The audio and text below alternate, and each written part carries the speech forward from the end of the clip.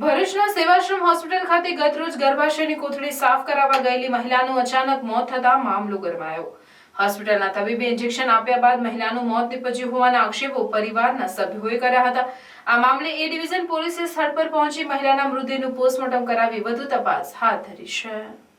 ભરૂચના અયોધ્યાનગર વિસ્તારમાં આવેલ સ્લમ વિસ્તારમાં રહેતી જાદવભાઈ ચારોલિયા પોતાના પરિવાર સાથે રહે છે। તેમના લગ્નગાળાના સમયમાં 3 સંતાનો છે, પરંતુ તેમના પત્નીને ગર્ભ રહી જતા અને તેમને આ બાળક જોઈતું ન હોય તેઓ તેમની નણંદ અજંતા સાથે સેવાશ્રમ હોસ્પિટલમાં ગર્ભાશયની કોથળી સાફ કરાવવા માટે ગયા હતા। ત્યારબાદ તેમનું ઓપરેશન કરવાનું હોય તેમને દાખલ કરવામાં આવ્યા। ત્યારબાદ તેમને ઇન્જેક્શન મૂક્યા બાદ તેની હાલત ગંભીર બની હોવાના આક્ષેપો તેની નણંદ અજંતાબેને મીડિયા સમક્ષ કર્યા હતા। આ બાબતે અજંતાબેને વધુમાં જણાવ્યું હતું કે મારા ભાભીની હાલત ગંભીર બનતા જ મેં મારા ભાઈને હોસ્પિટલમાં બોલાવ્યો હતો।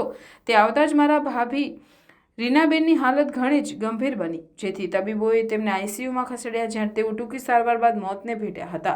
આ મામલે પરિવારજનોએ હોસ્પિટલના તબીબો પર આક્ષેપ કર્યા હતા કે તેમની બેદરકારીના કારણે મહિલાનું મોત નીપજ્યું હતું, જેથી તેઓએ એ ડિવિઝન પોલીસ મથકમાં જાણ કરતા પોલીસે દોડી આવી અકસ્માત મોતનો ગુનો નોંધી મૃતદેહનું પોસ્ટમોર્ટમ કરવાની કાર્યવાહી હાથ ધરી હતી। તો એને કે મને અહીંયા પેટમાં અને વાયુમાં ઉલટી થાય છે ને, તો મારે સેવાશ્રમ દવાખાને જવું છે। તો મેં દવાખાને લઈને આવી, કેસ કઢાવ્યો। તો કેસ કઢાવ્યો ને તો કે અહીંયાથી કેસ કઢાવીને પછી કે રિપોર્ટ કરવા જાઓ। તો રિપોર્ટ કરવાને અહીંયા પહેલાં 2500 રૂપિયા લીધા। 2500 રૂપિયા લીધા, પછી પાછી ત્યાં બતાવ્યું તો પાછા ત્યાં 140 રૂપિયા લીધા। 140 રૂપિયા લઈને પછી ડાયરેક્ટ ગયા એમ કે 2 વાગે એમ કે રિપોર્ટ આવશે। આ લોહી લીધું ને, આ રેબુટી લીધે તો લોહી લીધું, તો પછી કે 2 વાગે રિપોર્ટ આવશે। તો મેં ડૉક્ટરને એમ કીધું કે મારે ઘરે જવું છે, અત્યારે મેં કોઈ ઘરે નથી મારા, મેં મારી ભાભીને લઈને પાછી આવી 2 વાગે। તો મારી ભાભી કે તું છે ને, મારી ભાભી એમ બોલી એમ કે તું ડૉક્ટરને પૂછી આવ, એમ કે આપણા ઘરે કોઈ નથી ને એટલે પાછા આવું હું। તો ડૉક્ટરને પૂછ્યું તો ડૉક્ટરે કીધું એમ કે અત્યારે નહીં જવાય, 2 વાગ્યામાં રિપોર્ટ આવી જશે તમારો। તો 2 વાગ્યામાં રિપોર્ટ આવ્યો તો પછી મને ડૉક્ટરને પાછા બતાવવા અમે ગયા રિપોર્ટ। તો ડૉક્ટર કે આ જે તને કાગળિયું આપું એની દવા લઈ આવ। તો મેં દવા લેવા ગઈ ને ડાયરેક્ટ, તો એને દવા લેવામાં મને 2 કલાક થઈ ગયા અહીંયા। હા, લાઇનમાં ઊભું રહેતા મને 2 કલાક થઈ ગયા।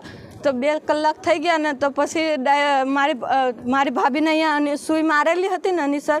તો મારી ભાભીને મેં પૂછ્યું, મેં કીધું તમને શું થયું, આ અનીસર કોઈએ માર્યું? મેં હતી ત્યારે અનીસર તો તમને નહોતું માર્યું।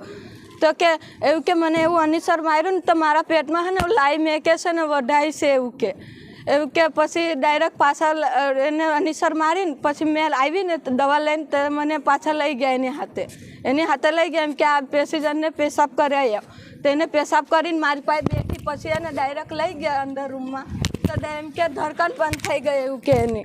તો ડાયરેક્ટ મને છે ને મારા ભાઈને બોલાવવા મોકલી। તો અમે મારા ભાઈને બોલાવીને આવીને તો કીધું કે પેશેન્ટ તો ઓફ થઈ ગયું છે એમ કે। આમાં ભાઈ લોકો આવ્યા ને તેમ કે ઓફ કરી નાખી એમ કે। એમ અનીસર માર્યું ને ત્યારે એને કંઈક વધારે થયું, તો ત્યાં લગીને તો એ મારી હાથે આરામથી બેઠી વાતો કરી, બધું કર્યું। 3-4 વાગ્યા લગીને 3 વાગ્યા લગીને મારી પાસે બેઠી શાંતિથી। અનીસર માર્યું ને, મેં દવા લેવા ગઈ ને ત્યારે એને અનીસર માર્યું, ત્યારે એને પેટમાં લાઈ મેં કે એમ કે મને બહુ પેટમાં વઢાય છે એવું કે। પછી અંદર લઈ ગયા અને અનીસરમાં કંઈ એને ચેકઅપ બેકઅપ કંઈ નથી કર્યું, એ અનીસરથી થયું। એક ડૉક્ટર આવ્યા હતા ખાલી એક, પછી હે ને એક ડૉક્ટર અંદર લઈ ગયા એને, તો ડાયરેક્ટ જ ફોન કરીને બધા ડૉક્ટરને બોલાવ્યો। તો એમ કે ડાયરેક્ટ હવે કે તારા મોટા ફેમિલી હોય ને એને બોલાવીને આવ। તો મેં ગઈ ને તો આ મારી મમ્મી લોકો બધા વેચતા હતા, તો અહીંયા બોલાવા ગઈ ને તો અહીંયા લઈને આવ્યા ને તો એમ કે મરી ગઈ છે એમ કે તારી ભાભી એમ કે જીવતી નથી એમ કે છે। કેટલા બાળકો છે ભાભીના? મારી ભાભીના 3 બાળક છે, એના નાના છે હજુ। એવું કંઈ જ મને નથી કીધું, ખાલી હે ને એરીને અનીસર માર્યું ને મારી ભાભીને, અનીસરમાં એ બધું થયું। એને ત્યાં લગીને તો મારી હાથે બેઠી છે, આરામથી વાતો કરી। મને કે તમારા ભાઈને છે ને મને કંઈ થાય ને તો તમારા ભાઈને બોલાવીને આવજો। અને મને કે મને એકલીને મેકીને તમે નહીં જાતા, મને એકલીને મેકીને નહીં જાતા, મેં એકલી છું ને એટલે મારી હાથે રહેતું। તો મેં કીધું સારું નહીં જાવ। તો એને અનીસર માર્યું તે પછી અંદર લઈ ગયા, તે એમ કે ધડકન બંધ થઈ ગઈ એવું બોલ્યા સાહેબો બધા।